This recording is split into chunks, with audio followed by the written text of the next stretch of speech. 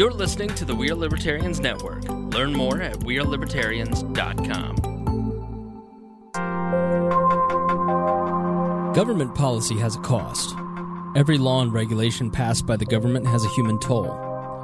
The Cost, a series of We Are Libertarians, is a one-on-one interview that tells the story of an average person as they deal with the outcome of policy. In this episode, we talk to Miah Axton. Miah is the host of Creating Miah, a podcast that we have on our network. And this isn't so much about government policy, this is more about societal norms and expectations. Miah is trans. A lot of Creating Miah is about self-acceptance. And how do you deal with society when you've been labeled a freak? In this episode, you see the emotional toll of those societal norms. It ends on a sad note, but if you go and download the Creating Miah podcast, you'll see that she is doing well and continues to send in updates. Here is Miah's story. You've been transitioning for 4 years, and we do a lot of discussing of all of that, because I think a lot of people don't understand fully what it means to transition from male to female or female to male. And we were kind of ahead of the curve 3 years ago when we started this. Now everybody's got questions. Trans is very hot right now. Yeah. I mean, I'm really glad a little black boy fell into a gorilla cage and a gorilla died, so everyone stopped talking about bathrooms, but it's still a hot topic. Can we talk about that for first off? Because I've been dying to get your perspective on this. On what? The gorilla? On the gorilla. Bad parent or not. And if you are watching on Facebook Live, then you can go and leave a comment, and we'll read those questions a little bit later. And let us know how it sounds, because the gorilla thing? So no, really. No, I want to get the bathroom take. The bathroom thing. Yeah. Okay. So North Carolina passes a law about not letting you into a female restroom because you're born a male in government facilities and schools. Okay. So first off, you got to know the law before you can speak on it. I think that it was a ridiculous law, so I never learned it. Sorry. Yeah, no, the whole thing's ridiculous. The whole thing is stupid. I'm going to go all the way back to, say 1890 or so, when the Prussian school model hit, and we started, looking to other places, and we couldn't figure out how to use bathrooms and everything else. So, right around the turn of, the 20th century, I guess, right? That'd be, turn of the 20th century. It's the 21st century, isn't it? Yeah. Okay. Yes. I don't know. Yes. Yeah, I don't know why those numbers are always off. But, because I guess we started at 0 at some point, didn't we? But that's not important. Sorry. The cat just had to go. Being annoying. I had to send the cat back. Had to go. You're a horrible cat. All right, so back at the turn of the century. But that's when we started gender and everything. And it wasn't to protect women. It was to treat them like the little objects and the pieces of crap they were, to get them out of our way. Mm-hmm. And then that eventually turned into more segregated bathrooms for blacks and everything else. And there was always different places, little pockets of places that had started segregating things. And then that got codified in the building codes and laws. And then so 100-something odd years ago, people codified crap in the law, and it just, because government, nothing actually progresses and changes. So it just stuck around. And then crazy religious people built their beliefs around having separate bathrooms, and you hear preachers making sermons over it. And it's like the Bible never really was you have to have separate bathrooms for men and women.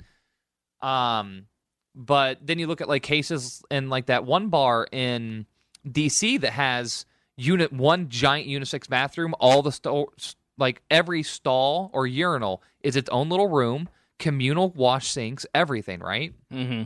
And they have some family bathrooms and some special needs bathrooms off to the side. But they had to fight the government to even be allowed to build that. So the whole thing comes down to is, why is this codified in the law in the first place? It's a part of our society that we wouldn't have kept had we been allowed to progress how we wanted to. Okay. All these problems are always the Jim Crow era and everything else. All that was because of government laws. Society fought back against these laws, but then and then everyone, we got flags, American flags, the flags of our oppressors all over this table right now. And I got a special 4th of July flag tablecloth because I knew Miah was coming today, and I wanted to wrestle her a little bit. I'm looking at the symbol of the reason why trans people kill themselves. Yes, why veterans kill themselves. Government is the reason, not people's complete that's what I'm saying. No, is that look at all these people that think people that smoke weed are vile, dangerous criminals. They need to be locked up in a metal rape cage for how many years? There's people serving like 30, 40 years for small pot busts, and people support that. That all stems from it. You're being told it's right and just and true by the body of government you've spent 12 years being taught how to worship. Mm-hmm. That's why society is so screwed up. I guarantee you let pockets of people decide on how they want to be and how they want to treat people. It works out super well. Like people's cliques of friends, most people I know deal with me extremely well. Most all the libertarians I know don't follow building codes, don't follow that crap, but they're still good, caring people. Mm-hmm. And like, I think it's because all these laws, and then people want protections. They want to be separated and treated special. Well, there's a lot of benefits from being separated out and treated special under the government. Money, special rights, that good feeling of security that like someone's watching out for you, and you have these men with badges and guns to protect you, and it's a false sense of security, and it's a false sense of hope, and the whole thing's stupid. The bathroom law discussion shouldn't even be an option. It shouldn't even be an issue. It shouldn't be. But thank you to like government and these people wanting to like enshrine like morality and how society is right this very second. Like I think when I worked on Tea Parties, people are like we got to make America great again, and like Donald Trump's like new slogan, "Make America Great Again," and like we got to take things back to when it was good. It was never good. Like we had a lot of opportunities to improve, and technically right now society is the best it's ever been towards a lot of things, but it still sucks. It's horrible. Like there are cultures around the world that are way more like just libertarian and open and honest about things. And I hate to be tying like how we treat social things as libertarian or not, but as far as how we encodify them into laws. And it's the whole bathroom thing sucks. And it's because of like people thinking that morality, if their type of morality, like everyone says this is a Christian nation, so everyone thinks we should follow Christian laws. The same thing that's happening, like that's why all those women are getting like circumcised and their genitals mutilated over in the Middle East, because it's codified in the law, and people think the law should have a moral thing about it. So everyone fucking suffers. So yes, it is this flag, this government, the soldiers, the cops, all of them are partially the reason why so many trans people, 43% trans people attempt suicide. I mean, okay, that notwithstanding, you didn't even come close to answering the question. I got you asked me a question. I got in a tangent. I'm sorry. Shocking. Yeah. So, all right. Which bathroom do you use? It depends on where I'm at. Yeah. I've never liked public restrooms. I like outhouses and like porta johns. Like those make sense. Like they're dirty. They're not trying to play up anything. They are what they are, and they're single use. Like, and you know when someone's in there. That little slide thing. Like, I have done a lot of bathrooming in porta johns over the years, concerts and everything else. But I don't normally use the restroom when I go places. Since you transitioned, have you had any kind of odd experiences using a women's restroom at all? No. I've walked into a guy's room, and I was washing my hands. It was when I was working with Rupert, so I was dirty, and I wouldn't, but I have pink hair, and like I'm in, like my hair's down because I'm trying to clean up a little bit for like the dinner little event. Yeah. I just said that. You just keep talking. I'll go save my carpet. It's just water. Don't be a bitch. It's just headphones, but no, but I had pink hair, and a guy walked in. He's like, "Oh, sorry, I walked into the wrong restroom." I'm like, "No, you didn't." And then like he just had this bewildered look on his face. But now it's like if I walk anywhere near restrooms, I can see everyone. Like, I wonder which restroom that thing's gonna use. Like when I posted about the other day when those guys in that gas station were like, "I wonder if that's a tranny in front of us." Like, really? I feel like trannies are hot right now. Yeah, they are. They are. We're a hot ticket item. I mean, tranny porn has always been super popular. I mean, you start looking at the numbers, especially now when it's so easy to access everything else. Nobody really cares about like these shady sites, and everyone watches it now. Like the amount of people that watch trans porn is just. But bathrooms, like I know a lot of people have a major struggle with them. I've known a couple trans guys that have gotten the crap kicked out of them going into the men's room. So like, I don't know. It's a big deal. There's been a number of stories over the years of people getting the crap kicked out of them in bathrooms. Mm-hmm. And it's like, why is violence like the response to bathrooms? Like, you're in the wrong bathroom. You're not doing anything wrong, but you're just in the wrong bathroom. So I'm going to use physical violence against you. Like, but where does that come from? Where's, like, that's the scary thing, is people are okay with talking about hurting someone for being in a bathroom they don't think they should be in. I mean, all these women have been chased into the bathrooms. Like, we've heard of a number of stories. How many haven't we heard about of guys chasing women into the bathrooms and women, like, yelling at people and everything else? And, like, where does it become, where are they told, at some point they're told it's okay to use violence against people other than you? The whole argument that, well, I don't want my... do you find any validity to the argument that by allowing men to go into women's restrooms, or basically doing... so, like, the Glenn Beck people, they make the argument, I could just say that I feel like a woman, and I could walk into a women's room just so I can get some upskirts.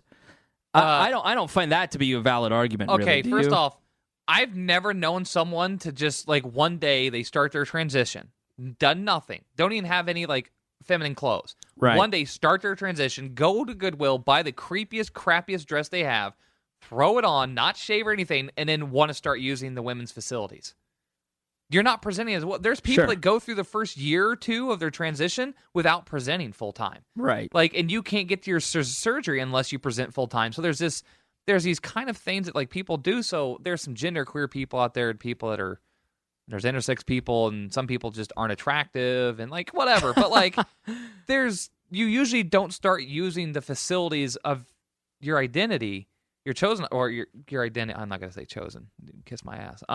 Your identity, your gender identity, if you're going to wait till you can pass a little bit, till you look like you belong in the right room. Right. Which, in and of itself, is crap, because a trans person is about a year behind on their looks. So, like, right now, how I look is I'm seeing myself 2 years ago.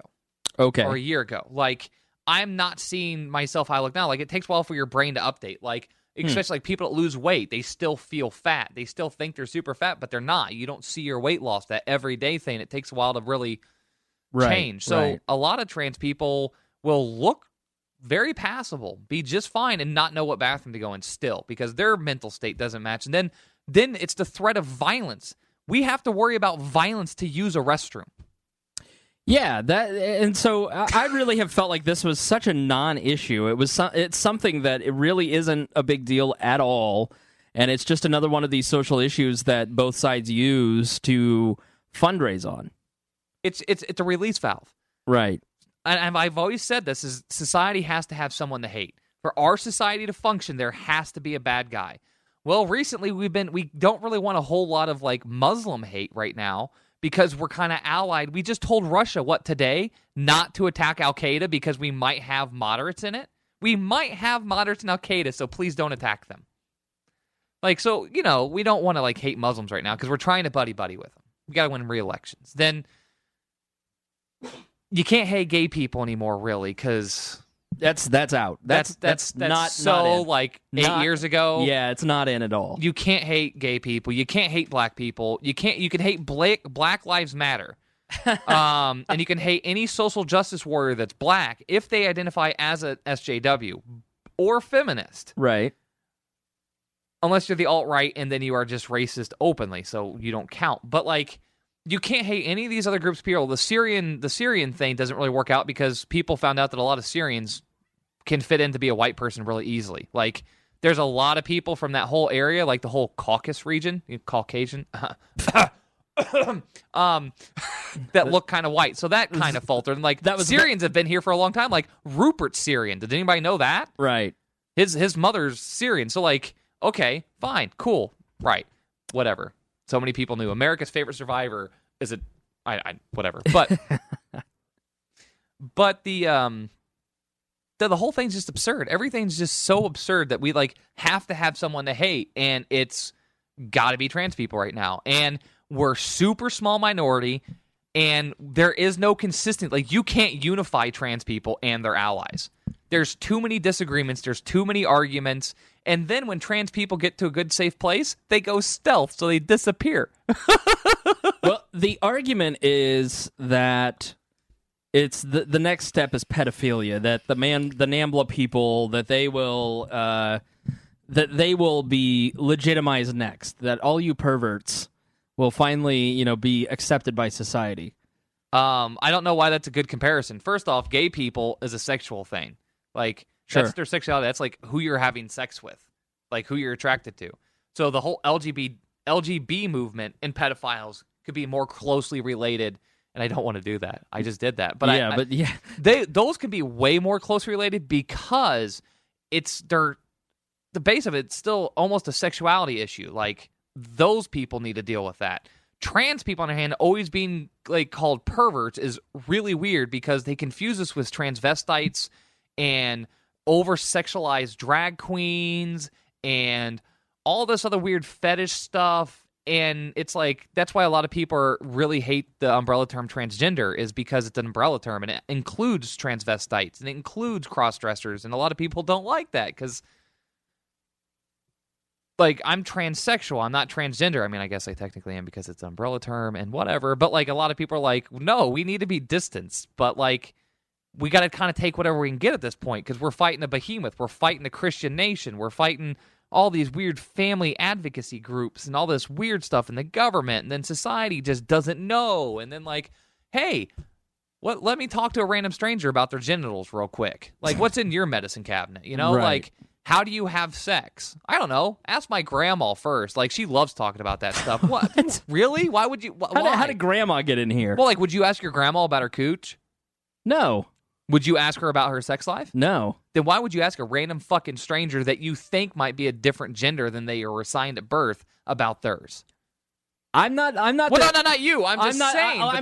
I'm asking on a podcast. So I know. And I'm not the norm. See, this is. Oh man, it had to be rainy today, so I'm all fired up. I know. Yeah, I'm super depressed today too. Yeah, it's a lot of depressing things. The weather just really bums me out, man. Man. Rest in peace, Chris Peffers.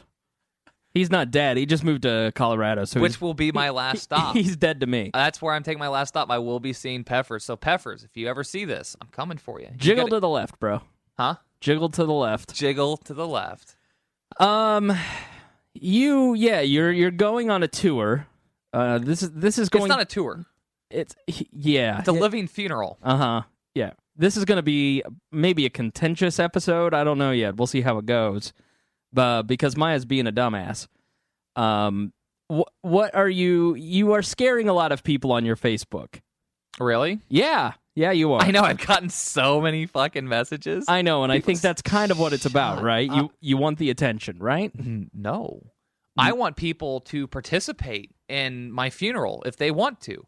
Like, all the points on the map aren't about where I want to go. It's about where I have people. Your funeral, do you have cancer? No. Heart disease? Why should I have to? AIDS finally catching up with you? How are you going to die?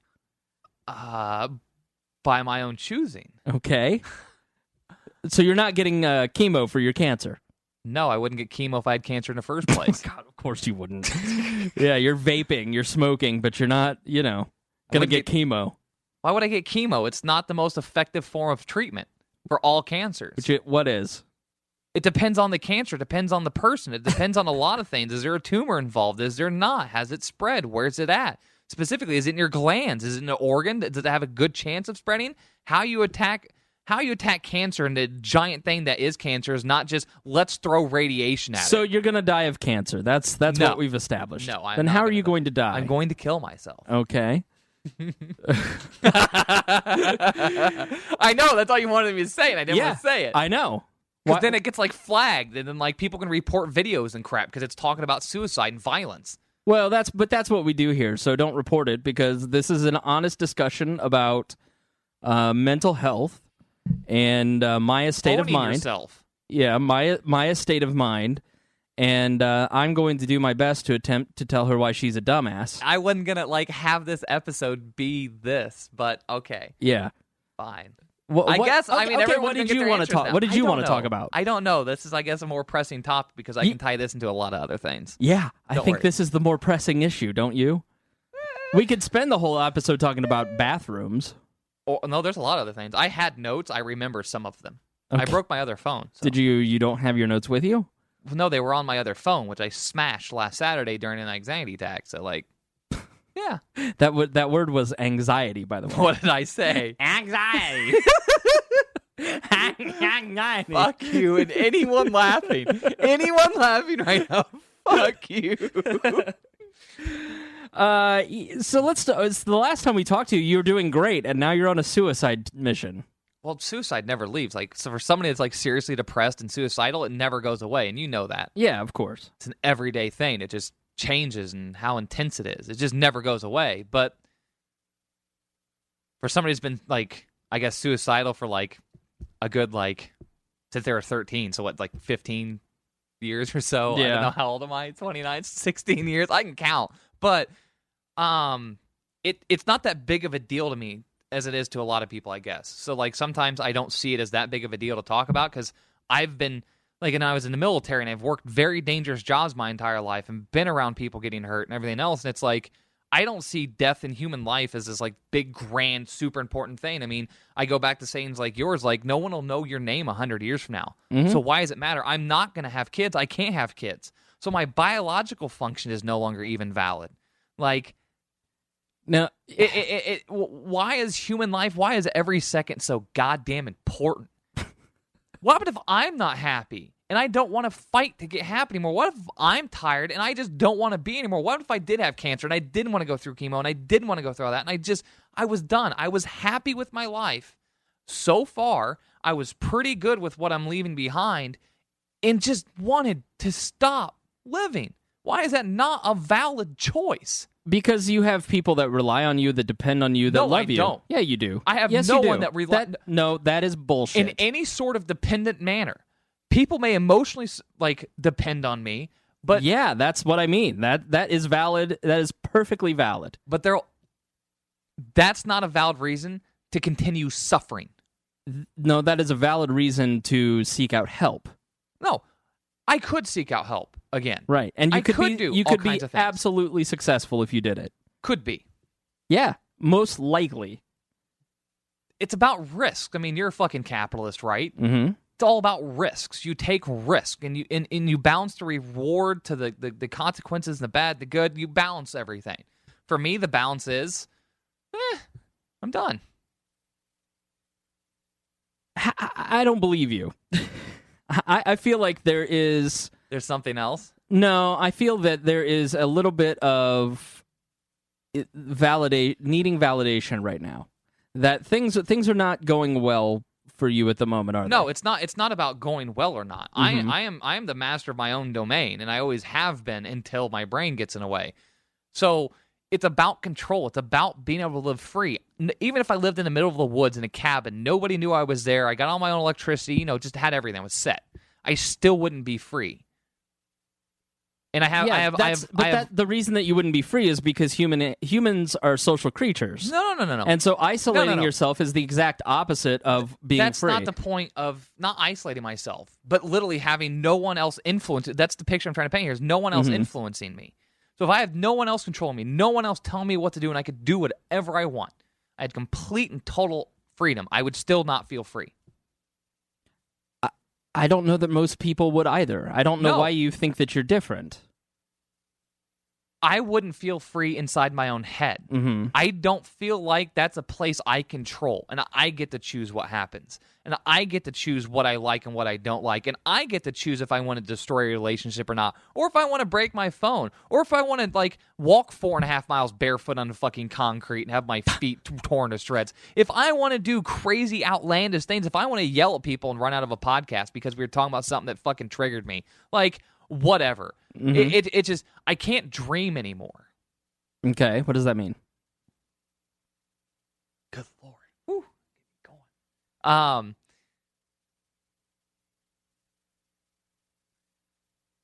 I like construction, I like building, I like engineering, I like thinking about things, I like working with tools inside my own head. Mm-hmm. I've done a lot of it. It's something I'm good at. It's very calming and enjoyable to me. I can't think about it anymore.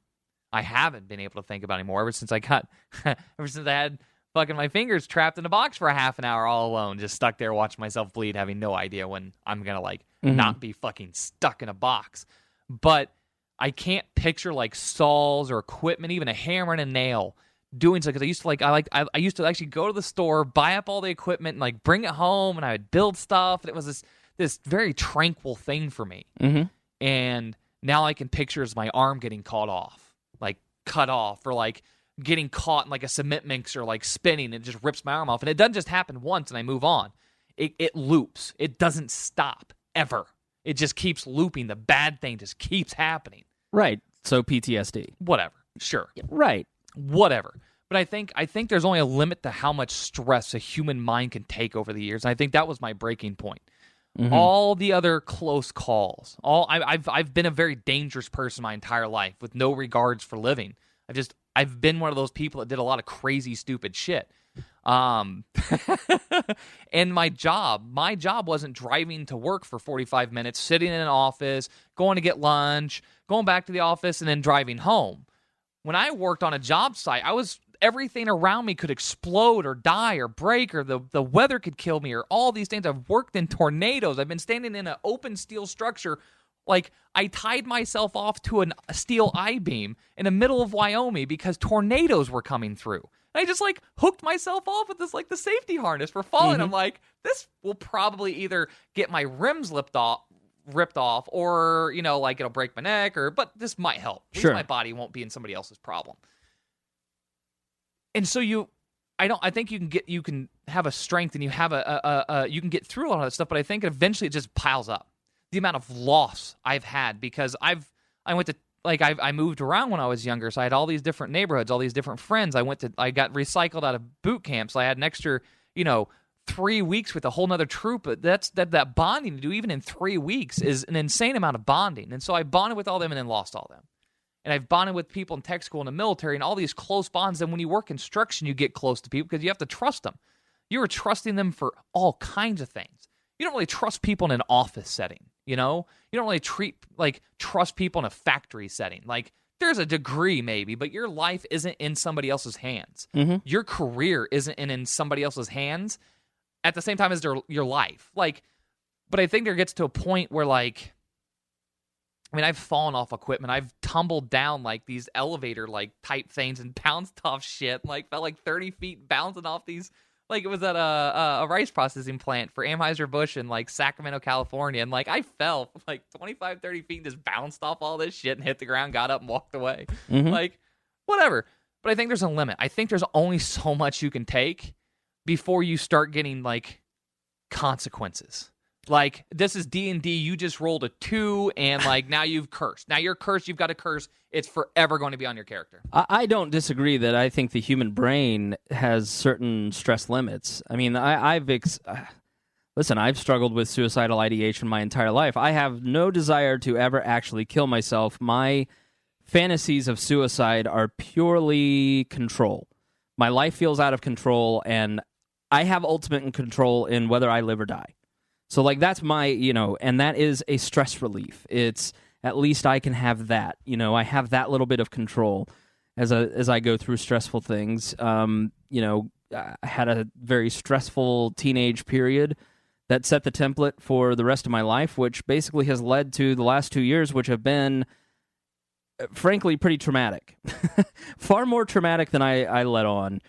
And you've been through some shit in these past 2 years. Yeah, I mean, I went to the doctor yesterday to actually switch my meds to a different SSRI, and he goes, I haven't seen him in like 3 or 4 years. He goes, wow, okay, so literally everything other than death of an immediate loved one you've had happen to you as a life change over the last few years. I said, yeah. And he goes, okay, well, no wonder that particular medicine isn't working anymore. It's stressed to its limits. But I don't understand how I can sit here and I can go through all those things, maybe not the physical trauma that you've gone through, and I certainly have a better relationship, although a strained relationship, with my parents. I have a much, much better relationship with my parents than you do. Well, now. Yeah, now. But I look at the future and I say, wow, look how far I've come. Look how much I've overcome, and I'm still struggling, and every day is a struggle, and every day things are hard. But, I was thinking about this today. We Are Libertarians, over the last 2 years, has saved my life because it has built a social circle for me that has become my ultimate support system. It has given me a hobby, to distract myself. I spent all day building equipment and doing all kinds of different things. A purpose is not a job. Right. I love my job too, but my job, everything's stressful. Why is it that I sit here and go, okay, I've got a lot of work to do. I'm in therapy once a week. I'm on medication. I'm exercising, eating right, getting sunshine, trying to get more sleep, trying to do the things that make my life better, and I see hope. Why? You have made a lot of improvements, and you have come a long way in the last 4 years, especially the last 6 months, as we discussed in the last episode. You've come a long way, and you have just as many people in your life that love you, that want to support you. Why do you feel that you see the opposite of what I see? Because none of that matters. None of that matters. And all of that actually makes things worse. Because for every one of those strong connections I have to somebody, that's a connection I can break. That's something that's going to go wrong. I don't know which one, when. It's just eventually my brain's going to go, you know what? I think you're going to have some issues right now and you're going to fucking flip out and destroy some shit. Have fun. But you know what's cool is every time that happens, I remember every other time it's happened. And I feel all that all over again. Every time. And so it doesn't get better. It doesn't get more manageable. It just continually gets worse. And I guess with the other shit for the last couple of years being tied on top of it and everything else, it's like, I thought of something the other day. Like, what I've been going through for the last 6 months is kind of like puberty. Like, again, like, I started transitioning, but, like, I got better hormones now. Like, I'm taking they weren't really, what I had before wasn't really working that well, especially before my surgery. But now, like, everyone gets to figure out, like, their bodies and stuff when they go through puberty. Mm-hmm. I didn't. I hated mine. I thought it was wrong. I didn't like what was happening, so I never really got to go through that and experience that the way my brain thought it should have gone. So everything that happened was wrong. And everything that happened and everything that became a part of me was wrong. So there's some extra self-hate, I guess. Thanks, brain. And then, you get to your teenage years and you get to go through all that. I didn't. You get to go to your 20s and you get to go through all that and start figuring out who you are, going to college, looking at your careers, thinking about your future. I didn't get that. Late 20s, when you really start settling down a little bit more and you start, starting to build something, you're starting to calm down a little bit or whatever, starting to settle down. A lot of people already have kids now. They're married, they got a house, and they've got a future. I didn't get that either. Like, I tried to build a lot of that, and thank God for Emily through all of this, because without her, I would have had literally nothing. But then that brings its own problems. But for a lot of trans people, it's like, you start your life, really, like, I wish I was a little girl when I was a kid. Like, I wish I could have got to experience life how I wanted to. Like, I would have been a fucking tomboy, but, like, as I started getting older and everything else, and I would have been treated different, and I would have been treated like, I have no good memories that match me. I think back. I don't have anything that's Miah's, really. I don't have a childhood. I don't have any of that shit, and I didn't get to go through puberty and figure everything the fuck out. I don't want to start now. With all this bullshit, with all the pain, the fuck-ups, I'm going to pay for every mistake somebody else made for the rest of my life. Destroyed my body in so many ways. Fucked up. So for 29 years, I fucking wasted my life.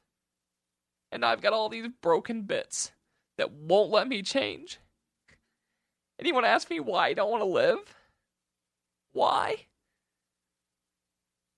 Even if I live to 60, it's only half a fucking life. Remembering all the bad all the time. The fuck kind of life is that? Remembering every horrible thing I've done to Emily? Every fucking horrible thing. Every time I've left her, every time I didn't notice she should have been with me. I should have been with her.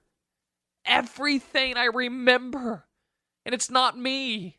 And they shouldn't have to remember it either. It's just go the fuck away. Like when you're like, I come out, bam, gone. That old person's fucking gone. And then you gotta change all those old things in your head. All these patterns I have, all these habits and behaviors aren't mine. They're from someone else. They're from my fucking dad. They're from someone else. They're not me. But I have to fight them every day. It's exhausting. Then you add anxiety, you add the fucking PTSD and everything else. What fucking peace can I find ever? Yeah, there might be treatments. But I said when I went with Lindsay and everything else, and I was going to make another shot. I was going to make another go at this. And find hope and try to find something one last time. And I thought I could just power through and like lose weight. I've lost so much weight recently and start feeling better and like taking care of myself and putting on makeup and everything else. And none of it fucking worked. It was still just as bad. It still made no fucking sense and it still wasn't controllable. And I'm already relying on hormones every day. I'm already relying on the grace of God of my friends for treating me somewhat nice and gendering me correctly and everything else. By the grace of God, I survive. I don't have a job. I can't get a job. I can't fucking work with people. It's been progressively getting fucking worse and worse. So I don't feel there. I don't have any motivation. I have all these skills and I have all these things I want to do, and I can't find any motivation. All my strength and motivation came from my dad because I emulated the one person in my life I liked to make who I am. And I haven't talked to my dad in a really long time, and I'm probably never going to talk to him again. I'll die before I talk to him again, probably. Why? Because I can't. I don't want him in my life anymore. I can't have him in my life because it's too easy to just try to emulate him again. I've felt happier and better in my life since I haven't fucking talked to him. I used to talk to him every day for at least an hour. Every day for at least an hour. I used to always see him. I lived with him for like 4 years after I came back to Indiana. Like three years or something. I don't know. But I noticed that so many of my problems were from him. Some of my issues and my paranoia stems from my parents. So when they say like, nature versus nurture, it's a combination. Like I went through some crazy just psychological trauma in my childhood. Like just shit. And you add in all the military shit where I lost the ability to give a shit about life. I was an object to be used to murder people. I look forward to killing people. That was my mission in life. I was super excited. You know what that eventually does to your psyche? I didn't get to get deployed. I mean, I went to some place and I saw fucking Katrina right after it happened. I saw all that fucking devastation. That was fucking insane if you've never seen that before. I mean, I've lived in Indiana most of my life, so I've seen all the tornadoes and shit. And when you see a fucking hurricane destroy a place, and you see these people lose everything for no fucking reason because other people fucked up, the fuck? You go through all that and you think about what it's like to want to kill people for no reason. And like to resign yourself to like my life means nothing. I'm a soldier. I'm just supposed to fuck my life. It doesn't mean anything to a suicidal person. And I have all that fucking wrapped up in my head. No. There's nothing to continue living for. What I have done, however, is still substantial. I think of for every little tiny thing I've ever affected on you, my reach is tiny. You reach and you affect so many more people than I do, and I've changed you over the years. We've fought back and forth, and there's so many things I look at like in you now compared to like years ago, and I'm like, yeah, that came from me. Or like I push you in that direction. Like a lot of people pick up the same things when you run in the same circles anyways, like a lot of the anarchist stuff, and you guys have finally, after a couple years came around to brutalism and knowing what that was and everything else. But like it was who said it? Like Harry would guess that, well, like the hipster anarchist or whatever. But no, I think I affected you in a way, even a tiny way, in what I perceive as a good way. Mm-hmm. So for everyone you reach, like who the fuck knows where Chris goddamn Spangle's going to end up? You will end up being bigger than Bob and Tom ever could have been in your influence and reach and everything else. Who knows? That's just how you are. You really reach a lot of people. So like, if I changed you, and you're going to change all these other people and affect all this stuff, then like, good enough. I'm on podcasts. I have all these podcasts, all these people. I know Carl Tagenhorn, a lot of other people have helped people because of the podcast and everything else. Like, I've affected people's lives enough. I don't ever want the bad to outweigh the good. And right now, the good outweighs the bad. And that's not guaranteed. So Quit while you're ahead. I don't want to see that shit go away. I don't think that it needs to. I can certainly empathize and understand. I probably look like shit, don't I? Well, you look better than I do. I'm glad nobody's watching. Good. Yeah. There's like nobody on here. Thank God. I'm sure the 18 people watching are glad to be called nobody. Thank you very much. That's not very nice. Well, you know what? Go kill yourself. Well, if I still had guns, I would. So, I will say that I understand. Because every time in my life that I've thought, wow, I'm starting to get ahead, things are starting to look good, everything falls apart. But it never stays that way.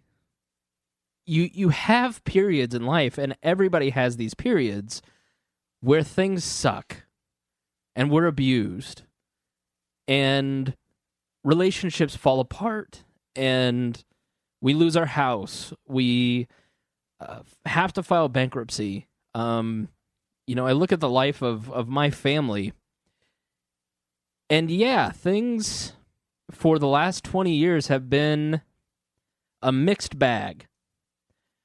But that's how it is for everybody. And the only thing that matters is, 100 years from now, I just decided 2 years ago, when I got divorced, I'm going to stop living comfortably. I'm going to stop doing everything less than 100%.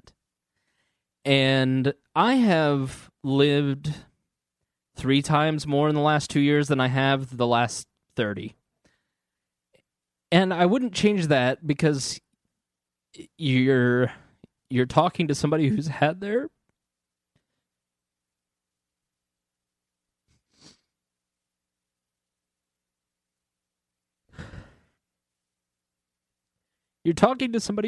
heart ripped out their entire life. Just like you. And I'm never going to give up. And it makes me so fucking pissed at you that you would. See, I hadn't had my heart ripped out my entire life. I've ripped everyone else's out of them. And that's... There is no getting over things for me. I don't get to get over them. They just make everything fucking worse and more extreme, and I can't stop it. And I'm tired of living it. I'm tired of knowing it's coming. My bad times don't just happen. Everyone falls on rough times. I make mine. But just because you do that, it doesn't mean that people stop loving you. No, and that's fine. But I can't handle giving other people pain. I can't handle being a fucking bully to people when I get fucking anxious and mad. I can't stand hurting other people, and I do it all of the time. Everybody feels that way. Everybody, but I as see long as myself doing it and can't stop everybody has, if you are in a relationship with another human being, you are hurting other people, you are disappointing other people. And you have not learned, because no one has taught you how to handle these emotions correctly, how to handle these emotions properly. And you're too goddamn stubborn to ask for help because you think you know everything. And that's a defense mechanism. I'm so independent, I know everything, I know more than you, I'm not going to go get an SSRI, or I'm not going to go get Abilify, or I'm not going to go get Zoloft, because I don't need it, because I know that this shit, blah, blah, blah, blah, blah. That's bullshit. That's another defense mechanism that you do to put up barriers. That's what I say, but what I did is I asked for help. 3 months ago, when I got a fucking girlfriend along with my wife, that was me asking for help. And I was very open to help. And I won't take drugs, not because I know half of them are bullshit and that they could work, is first off, I'm not going to depend on something else to survive. Meanwhile, you're vaping. Meanwhile, you smoke cigarettes. Meanwhile, you're taking hormones. To eat food. But right. There's all those things. There's a fucking limit. And I'm not going to give up one thing for another. Mainly probably being hormones. I am not stopping that. Nobody is suggesting that you would have to. Medical science might. just a little bit. Might, but you don't know for sure because you haven't gone to a professional. But it's risks, right? Have you or There's have risks. you not? Have you or have you not gone to a psychotherapist, a psychiatrist, Not in a long time, or any other kind of medical doctor 3 years. that could have a discussion with you about these drugs that could help you, that make my life and the lives of millions of other people around the country better, more manageable? Millions of people also drink alcohol. Billions of people also eat fucking McDonald's every day. Yes or no? Have you gone? No, and I'm not going to because it's not worth the risk. This isn't an every so often problem. The risk this is of an the every risk day of in the my risk head. of what? The It's risk not of what? working, of it failing. I don't want to live because I never want to feel what I felt last Saturday ever again. Life ending would be worth it to never feel that way again. Do and you to feel do that way today? Huh? Do you feel that way today? No, I feel like shit today. I had a really bad Monday, and I'm having a really decent Saturday compared to my Monday. What don't you understand is that it is not black and white. It isn't always black and white. I know. You're the one who taught me that, you dumbass. I The know. tyranny of the binaries. Yeah. Okay? This is a very simplified thing. This is simplified all the way down to its like base. Anxiety attack coupled with PTSD, whatever the fuck else is wrong with my head.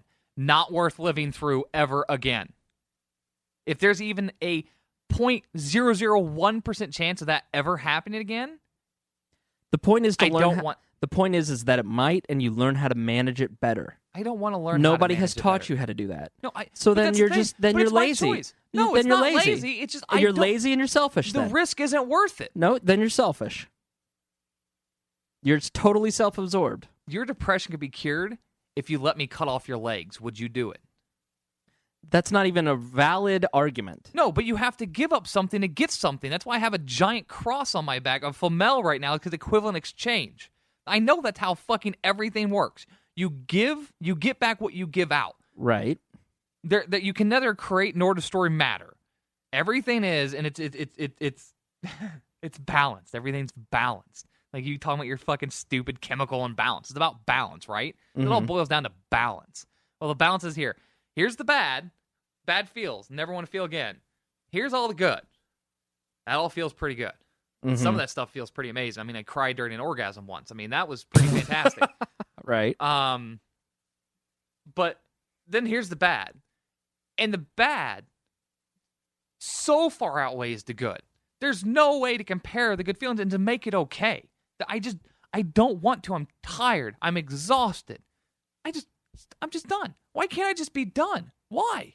Why can't I just be done? Why is it so fucking important to stay goddamn alive? What will my continuing to live, not producing anything, not doing anything, as it stands, if I never improve from this point other than the fact that I don't want to kill myself, what's the point? Because the chances of that are No, I'm not asking you. Not realistic. What's the not point? realistic. What's the point of staying alive? It is. Why are you alive? Why is anyone alive? Why do we stay alive? If I die, will other than the people that know me, the couple of people, and then during my lifetime, the billions of people that have come and gone, obviously. Well, maybe not billions. There could be billions. I don't know. I'm, 29? So, 500 million or so people come and gone since I've been alive.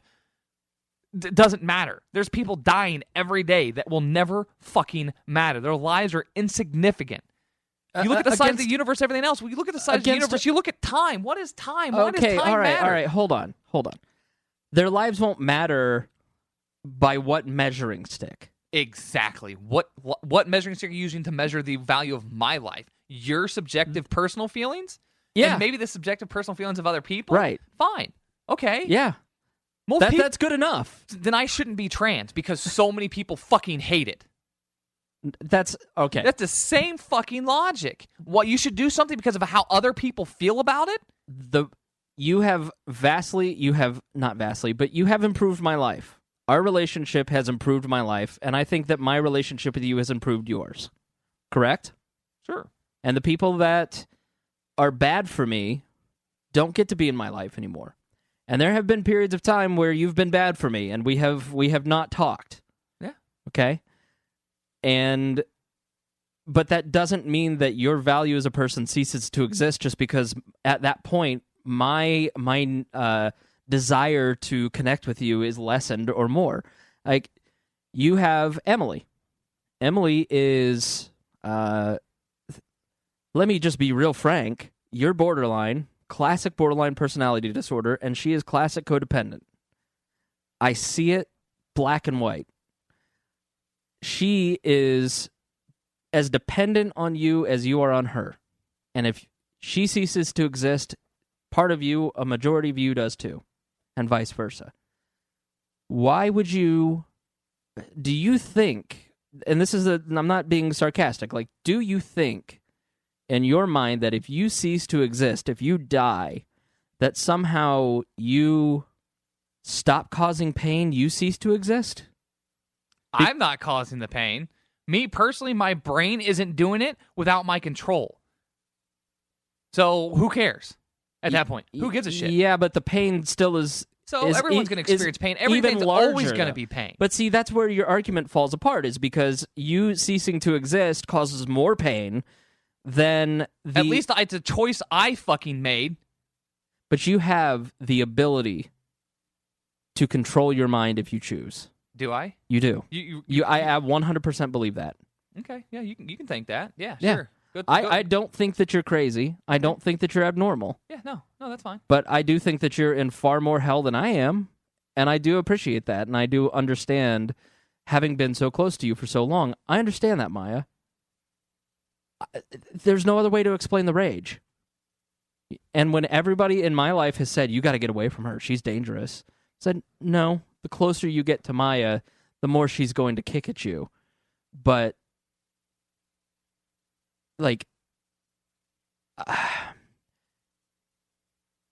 I get that you're in a tremendous amount of pain.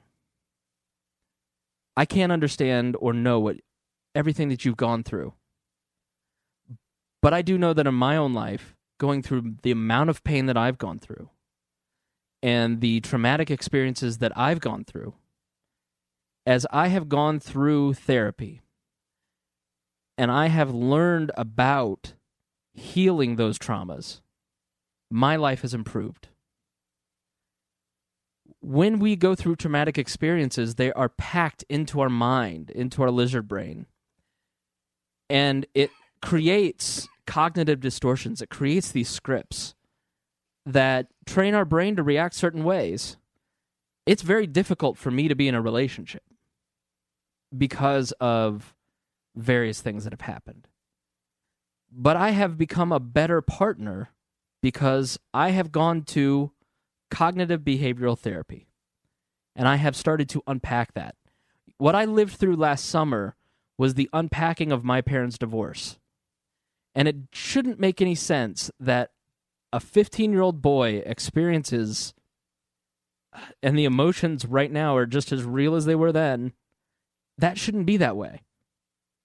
I shouldn't have had to go through the shit that I went through from 13 to 15. But I did.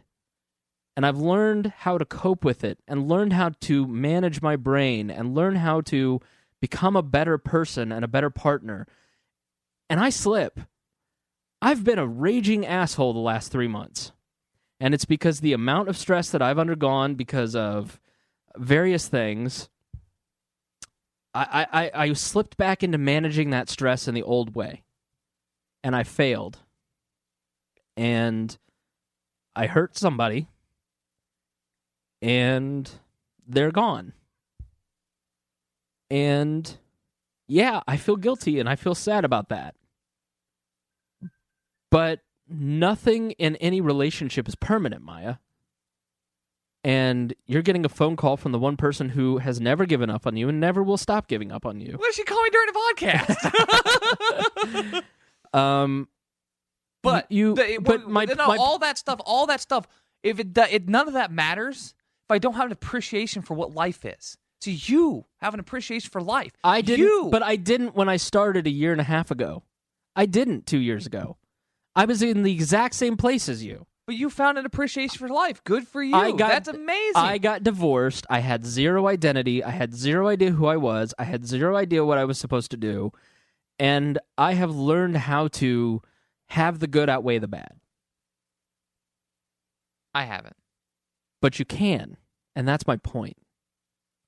I could also win the lottery. I could also You're making excuses. No, I'm You're not. making no, excuses. I'm not. That's not a valid argument against excuses. it. You're promising hope when there may not be any. You can't guarantee. No one can guarantee me anything. You know what killing myself will do? It guarantees me fucking peace. You think I like living in this world when I know all this shit and I see everything and I see people suffer? I watch people, I was telling you earlier, I watch people, their kids get beaten by some piece of shit father and I can't just go up there and fucking shoot the piece of shit in the fucking head because I have to worry about fucking the law or some shit. People are being hurt. Children are being hurt.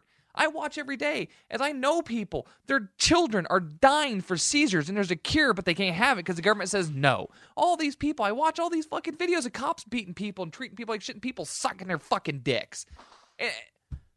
I watched, we're bombing people all over the world. And I'm just supposed to sit here and go, okay, yeah, this is nice. Yeah, the whole world's on fire and this is nice. So that's super cool to live in and that doesn't stress me out and make me anxious. I know this shit now. My mind works that way now. I'm fucked. I could do a lot more drugs and be an extremely happy person, but it wouldn't be me. I could take SSRIs and everything else, but in my head, that's not going to be me. That's going to be drugs. But that's not how it works, though. No, hormones. I take SSRIs, and I'm telling you that's not how it works. No, you don't become a different person. I'm not. It doesn't matter how it really works. It doesn't. None of that matters. Why not? Logic doesn't matter. Okay. You know why? Because it's my fucking brain. Because it's broken. Because it doesn't have to make sense. And if anybody has any kind of mental issues watching knows, it doesn't have to make sense. But if that's there, no, living that way, like even with hormones, I don't like taking hormones. That's not mine. That's not me. This is all fake. All of this is wrong. This is a stopgap measure. This isn't enough for me, and it never will be. It's like I'd never get the surgery because it's not going to be anything any more than a fucking open wound. It's going to be plain house. And I'm not okay with that. I don't like it. And your nose is really bleeding, and that's creepy. Yeah. You get nosebleeds. I get nosebleeds when I weep. Yeah. Thank God I don't have that, or I'd scare a lot of children. Yeah. But, no, I don't have that appreciation for life. I don't think I ever have. When people tell me stories about how I was as a kid and shit, like that whole like invincible attitude, I never lost that. And I never gained an appreciation for life. And I don't care about finding it either. I own me. This is my choice. Who knows what the afterlife is? You have your beliefs on afterlife, what's okay and what's not okay. I don't have a set of rules saying that if you kill yourself, you're going to hell because I don't have a hell. Because even if I was the Christian I used to be, I still didn't believe in hell back then because it was a fucking human-made concepts. I don't believe in it anyways. Heaven and hell and all this stuff. Like I said, you cannot create nor destroy matter, right? So, energy. I don't know what's going to happen after I die. No one does. I don't know what's going to happen 1,000, 10,000, a million years from now. Hell, somebody might find a fucking piece of my hair and a piece of headphones I left behind in your place, and you'll be super famous, so they'll keep it, and they'll fucking clone me. I'll come back. I might be the fucking new, like, master race they use as, like, the fucking blueprint to wipe out, like, some alien race. Fuck, I don't know. Who gives a shit? But it doesn't matter. I could drive home today and die in a car accident. What'd be the fucking difference? Except that I chose it, and I got to have a living fucking funeral. So anybody that wants to see me, I will come see and say goodbye to. And then, bam. So no super expensive funeral, no bullshit, no weeping, no one last time. You had your last time. Yeah, but that's not how that's going to work. I don't give a shit how that's going to work. That's just what I'm going to do. It's what I'm doing it for. And then at the end of it, at some point in time, I'm going to stop living. Now, is that the only guaranteed outcome of that? No. Can anything change from here to now? Yes. Am I selling everything I own and going on this trip regardless? Yes. Yeah. Am I ever coming back to Indiana? Will you ever see me again in state lines? No. I don't think you can ever resist the urge of seeing Mittens again. That cat? Yeah. Fuck that cat. That cat's a piece of shit. I hate that cat. I like petting cats. I love cats. I love children. I love small, fluffy creatures. I like big, fluffy creatures. I even like the ones that aren't fluffy. But fuck that cat. I am not going to give something pleasure for it to fucking attack me. Fuck you. Now you know how Emily feels. Yeah, pretty much. we've been going for a really long time. You know that, right? Yeah. Well, so what? Okay, I didn't know if you want. Is anybody still fucking even watching this shit? Oh, is anybody gonna listen to this long of a podcast? Yeah, they listen to 3-hour podcasts all the time. I don't think anybody can turn this off. Your listeners are kind of fucking stupid. Because listen, no, I think people, as always with this podcast and with Miah, people are willing to go out and say things. You're willing to say things as they are, regardless of the social consequences. And like that's one of the things that you've taught me. And it makes fuck you, Aaron. Oh, don't read the comments. I've been checking. Oh my god, I don't even know what comments these are. Oh, this is the live thing. Oh my god. Yeah, there's a lot. Oh, what are some of the people saying? I don't know. Aaron just said, "Dumbass Miah." Sean, quit being a cunt. Who's Sean? I think someone's been edited out of here because I think there's some comments. Was someone talking shit? Let's focus on let's focus on the show, please. So I love to read about psychology, okay? And I came across I've never really studied borderline personality. Can you put your phone down, please? Yeah, I know. I'm gonna kill this Sean Bourne person. But yeah, okay. What? I came across borderline personality. Put the phone down. That was a message from Lindsay, so I'm gonna get that. Do you know what borderline personality disorder is? Let me look it up. All right. No. I can read it to you. No, I'm going to read it. All right, let me read it. This is from the National Institute of Mental Health. And you tell me if you experience these things. We'll go down the checklist. Put your phone down. Hold on. You're putting a lot of stock in a system that not long ago said that I had a mental disorder and I should be institutionalized for the way I am. The same system that makes billions of dollars every year telling people they have all these issues and selling them all these drugs when there's no way to measure chemical imbalance, and that it is a bunk science, and that most psychiatry is done? Bunk. Are you done? No, I'm not gonna play into this game of this fucking other fairy tale fucking religion so many people dump money and faith into when I don't believe in it. Because I read enough medical journals and psychology shit to know that we don't know how the fucking brain works. We don't know what personality disorders really are. And they're way too broad. They're no different than fucking goddamn horoscopes. They're broad. Fuck that. Are you done now? None of us are medical professionals.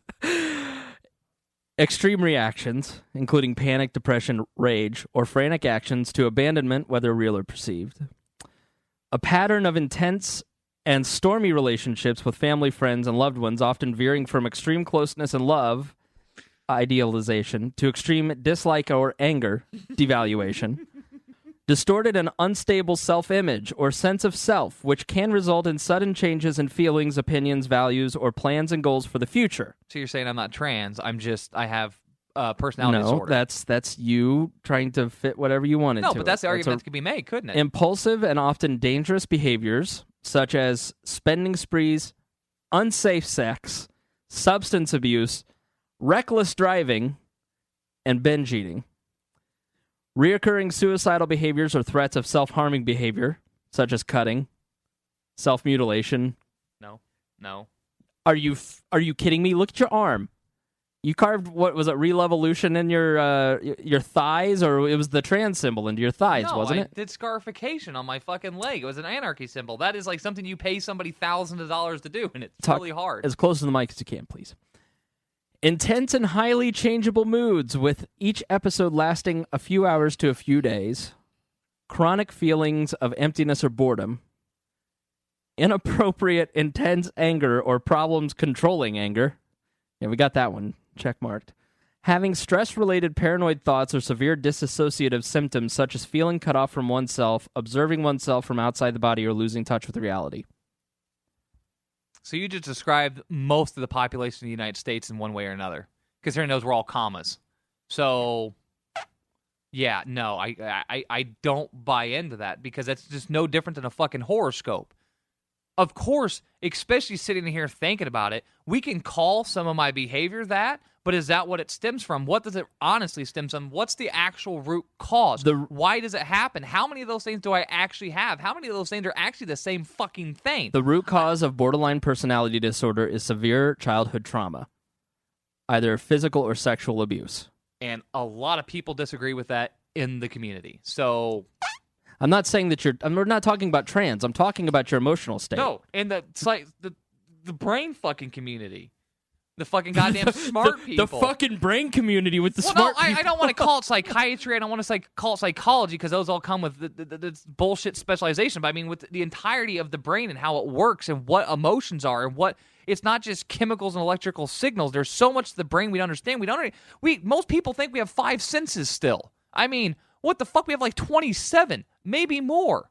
I just don't understand how you know more about psychiatry than the people who are psychiatrists. Because I'm not in it to fucking push pills, believing in the goddamn FDA and the government, and to make a fucking buck, because I've been to psychiatrist as a kid. I was prescribed all kinds of shit. I was sad because my fucking biological birth giver uprooted me from one school, moved me out to a fucking elementary school with 6 grades with no more than 105 people, and I was a little fucking depressed.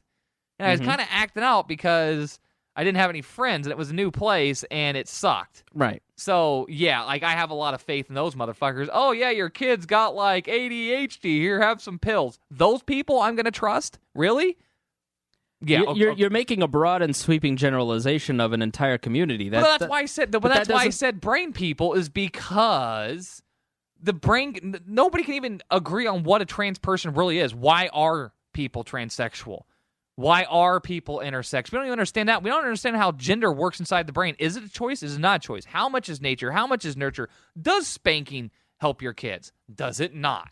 Are vaccines good? Are they not? What the fuck ever? I don't care. I have my knowledge and information. I don't trust those motherfuckers, and I think it's fucking goddamn just brain horoscopes. That's all it is.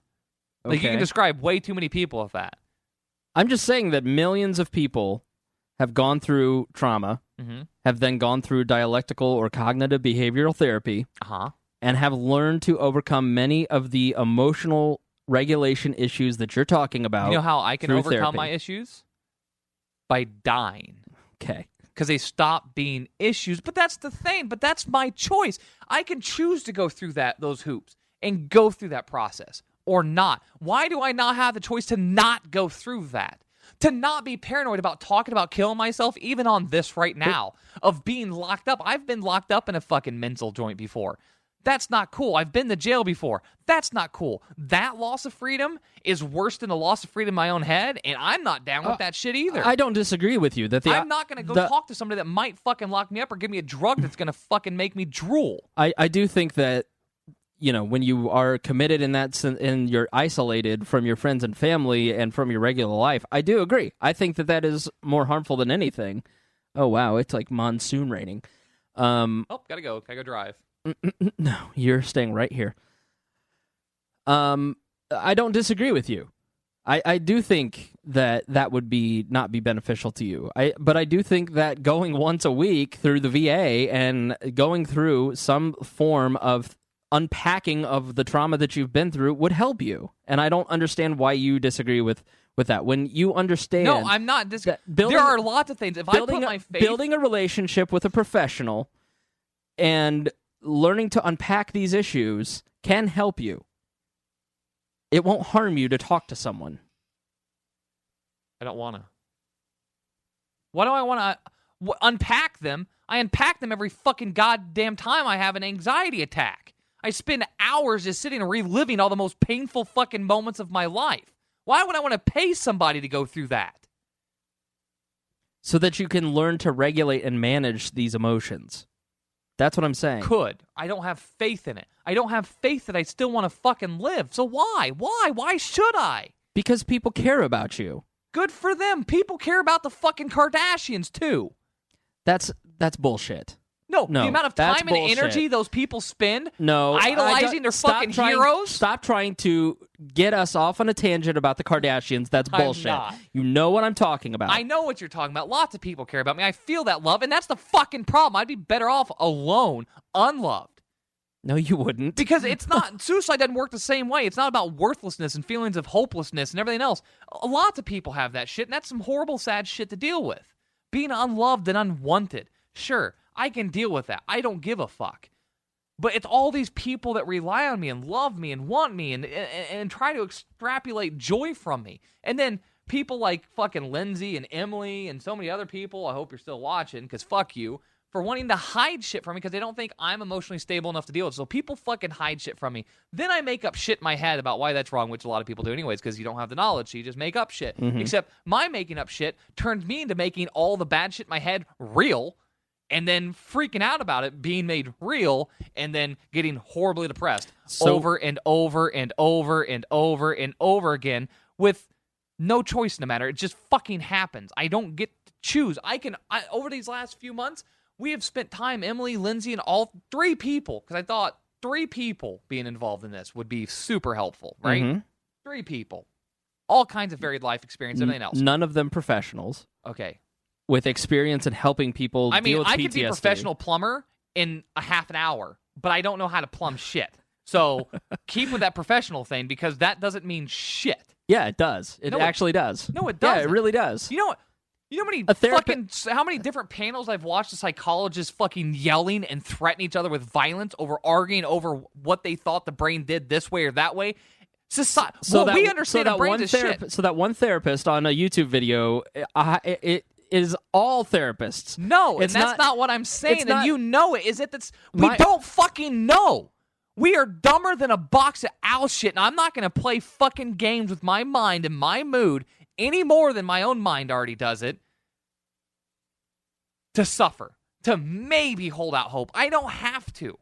People fucking hide shit from me. I fucking push people. Look what I did to fucking Harry and Greg for almost seemingly no reason. Fucking paranoia, anxiety attack, bam. Wasn't friends with them for over a fucking year. Right. You think that's fun to fucking go through? No, of course it isn't. The terrifying fear of even thinking about Harry again or thinking about fucking calling him, and then fucking Lindsay made me go have fucking lunch, breakfast or something with him. And like, being friends with him, every time I talk to him or see him send me a message, I remember how bad everything felt like it just had happened. You talk about remembering emotions as they just happened. I remember all the bad shit. You know what I don't remember is good shit. I don't have a good memory, but I remember the bad shit. So my mind is filled with 29 years of bad shit. And you're telling me I can get over that and learn to unpack it? 29 years of bad shit. That is exactly, fuck you. That is exactly what I'm telling you. I don't want to do that. Because you know what? Why would I want to unpack memories of somebody else?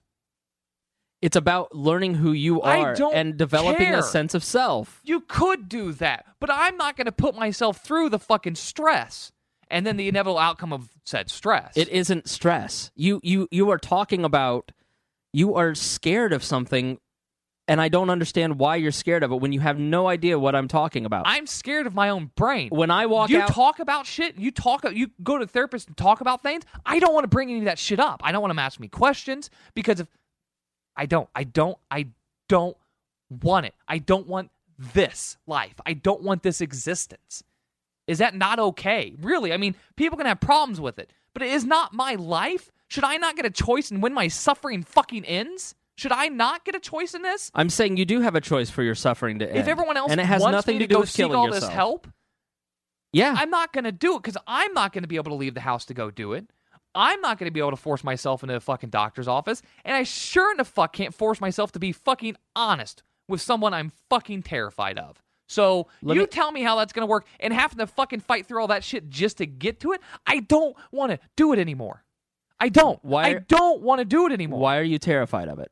What makes you terrified? I already said, because they can fucking lock you up and what the fucking drugs to you. And I've known people that had depression, got some drugs, they were the wrong drugs, and they ended up fucking dead anyways. I am not going to accidentally take a fucking drug and then kill myself. I'm not going to try to make this worse by looking for hope and treatment, and then so when something bad happens, I kill myself just right then and there. I'm trying to do this in the nicest way, the most empathetic way possible. But there isn't one. There isn't one, but I'm trying. I'm trying to make it the best I can.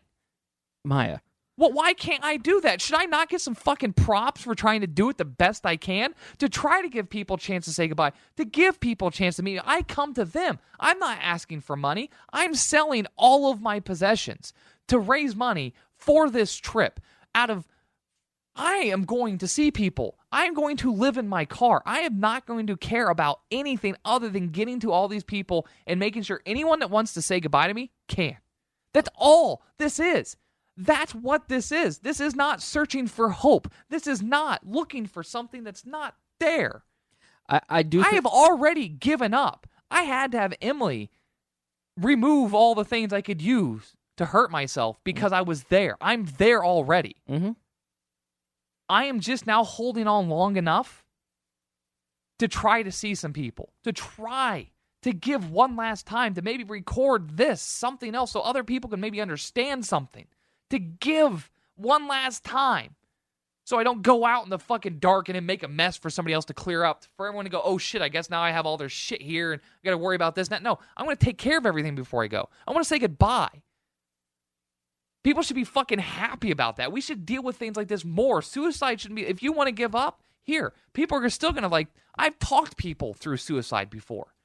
Because I understand the pain and sometimes you just don't want to keep going. But there's things you need to think about before you do it. Like leave a note maybe. Fucking leave some videos. Leave take care of your fucking finances and shit. Make sure people aren't going to come after the people you leave behind for money or this or that.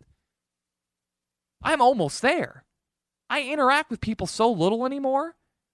Most people won't notice when I'm gone other than Facebook posts. But I could get on fucking BuzzFeed or some, whatever the fuck the thing's called, and I could literally make posts for the next 3 years on Facebook. Just like tonight. Just go write out 3 years worth of Facebook posts. Nobody'd fucking know. I can go take 1,000 selfies tonight in every outfit I own and then cut my hair a couple different times. No one would fucking know I was gone. No, that's not true. No. What about Emily? What about Emily? She made the choice a long fucking time ago to get in a fucking hot mess with me. And she had the chance to not her entire life. And she chose to be here. She chose fickle love. She chose pain and possible suffering for a glimpse, for something. For so this is her punishment. No. This is what life is. This is just what it is. Some of us are broken. Like, what? Life just, I'm fucking trans? Like, what I do to deserve this shit? What I do to deserve any of this shit?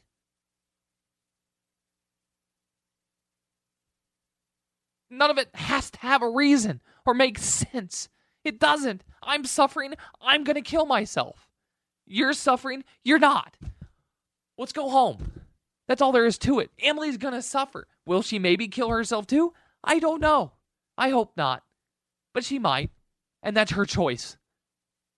Will Lindsay? Maybe. I don't know. I hope not. It's her choice. Will you? Will Emily? Will your Emily? Will anybody? Will anybody live past tomorrow? Will Donald Trump get elected and China nuke us? Will we all die? I don't care. None of it matters. Nothing has to have a reason.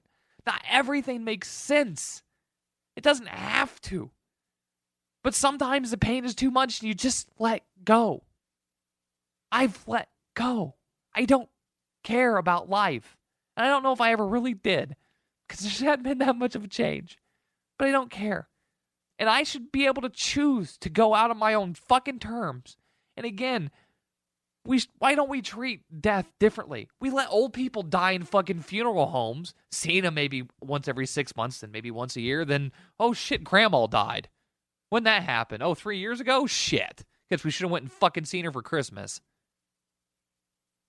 What's the difference? What's the difference from me dying alone, old? Or what about all the fucking homeless people? What about the 22 fucking veterans a day that fucking kill themselves? What about? Exactly. You've got a million different whatabouts. Exactly. And none of your arguments. Those people want to live. I don't. Reasons come down to the impact that you make on other people's lives. You make a positive impact on people's lives. Sometimes not. Of course, but that's any relationship. But it's my choice to decide if it's worth it or not, is it not? Of course it is. Doesn't mean that I'm going to condone it. And I don't think that you're going to get people cheering in the streets. I don't when want you go on people your cheering in the streets. Suicide trip. I don't care. I don't want them cheering in the streets. I don't care if it's sad and crying. Everyone talks to me the exact same fucking condescending way you have the entire night. I don't care. That's fine. That's your choice. This is for you. That's what this trip is. It's for you people, not me. Not me. It's for you. Because that's how I would want to be respected. If someone close to me was dying or was gonna die, I wouldn't talk about hope and finding cures and everything else. It's like, how do you want to live your last days? Do you want to go through treatment? Yeah? Then if you said yeah to that, then I'm gonna fucking go hell and hard, high, have fucking, it's gonna be World War III on your ass with treatment. If you said yes. You don't want to live? Well, that sucks, man. And I'm never gonna like really be happy about this, but if this is all we got, then let's have it. That's all we got. That's all I got left. So if people want a part of it, fine. If not, fine. People want an extended trip thinking it's going to make me go on forever and I'll never stop? Maybe. Maybe not. I feel like if anybody wants to see me, they're going to get to see me. Some places might be harder to reach the other, and they might have to fucking pay to get me out there because, motherfuckers, I can't drive across tundra, fucking knees. But I'm done. Like, I'm done living my life. This trip isn't me going out and having fun and like, oh, fucking hell yeah, I'll do all kinds of drugs and I'll fucking do all kinds of crazy shit. Yeah, whatever. Do you want to party? Party. Whatever. I can be fun. That's what you want out of me. Is that how you want to remember me? Is that the last thing you want me to have in this life? Cool. That's how death should be handled. That's how suicide should be handled. Not fucking making people feel bad for being in too much pain. Really? People want to make me feel bad for not wanting to be here because they're going to feel bad? Well, fuck you. I'll trade you. I'll trade you right the fuck now. I'll trade anybody. I don't give a shit if you're goddamn paraplegic. It's not this fucking brain and body, so I don't give a shit. Grass is always greener. Hell, it'll take me years to fucking learn about all the problems with that new body or brain, so fuck it. I got at least 5 or 6 more years before I figure out all the shit that's wrong with it. Fuck. Be an adventure. But not this. Not now, not this body, not this brain, not this life. I'm done. And that's the thing. A lot of people might not think I'm serious about this, but I'm fucking done. I am. I'm very serious about this. And I feel like it's for the best. I feel like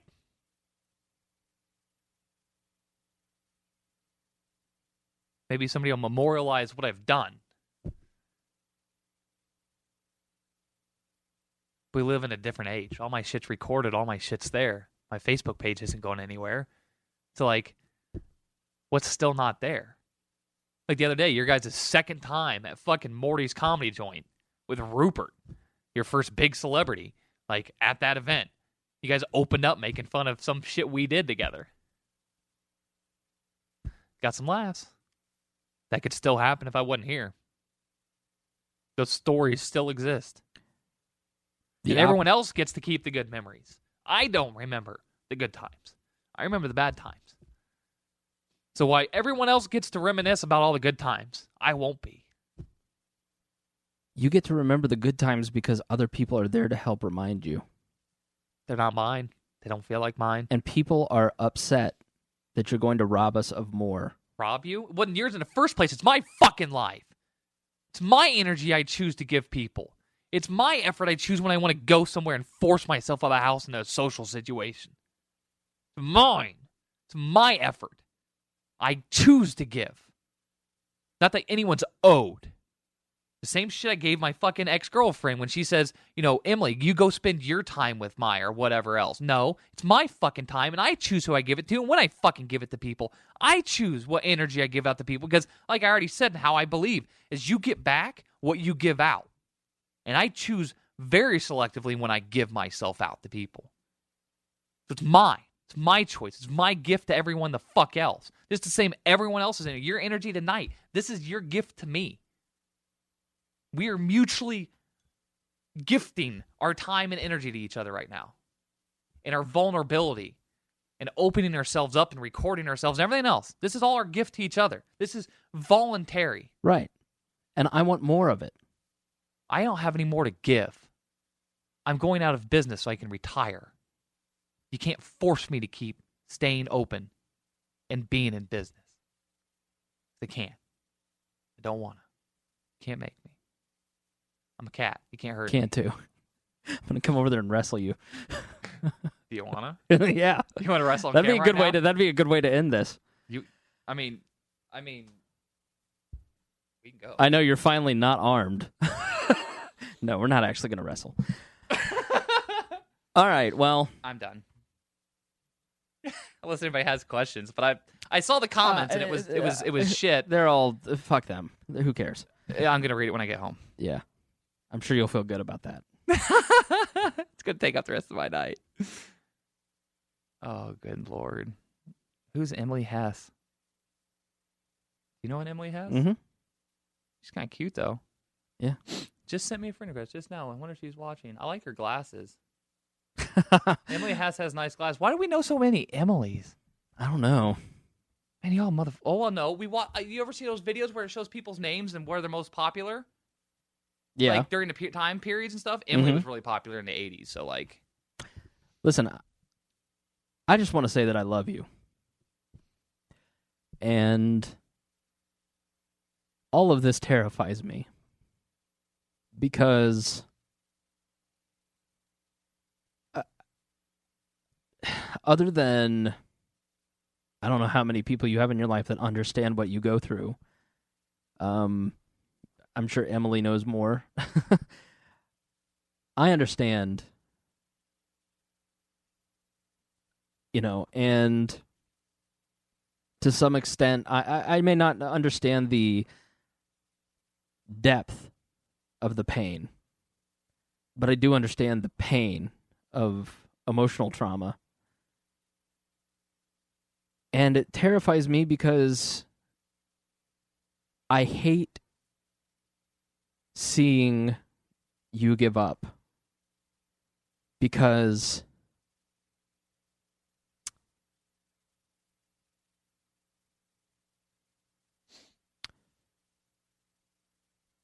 there were a lot of times that I didn't,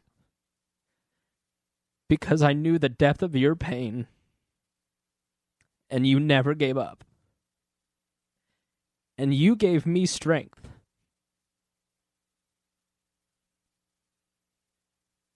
And that's what life is about. Giving that energy off to other people.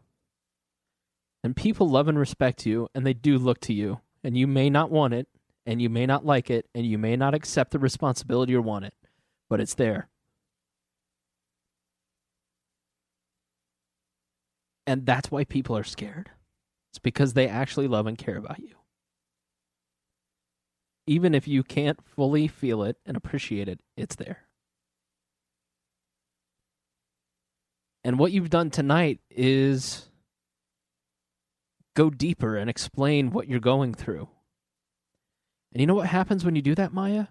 That People start to reach out and they start to help you more. God damn it! I knew this was a trap. It's not a trap. Don't use that. That's the triggering word. When you start to open up and you start to share your story, you're going to get more and more. And I hope that this trip does a lot of good for you. And that you start to really feel and see how much people do love and care about you. And how much strength people draw from you. That's all we got. 100 years from now, nobody's going to know who we are. Life matters because of Emily. Life matters because of me. That's why life matters, and that's why you keep going. And you don't ever give up. Because there is always a way forward, even when it's hard. And you're the one that taught me that. It's a good lesson. All right. I can't take any more. And I'm sure everybody else can't either. See you later. Thank you for listening to the We Are Libertarians Network. Get our other shows at WeareLibertarians.com.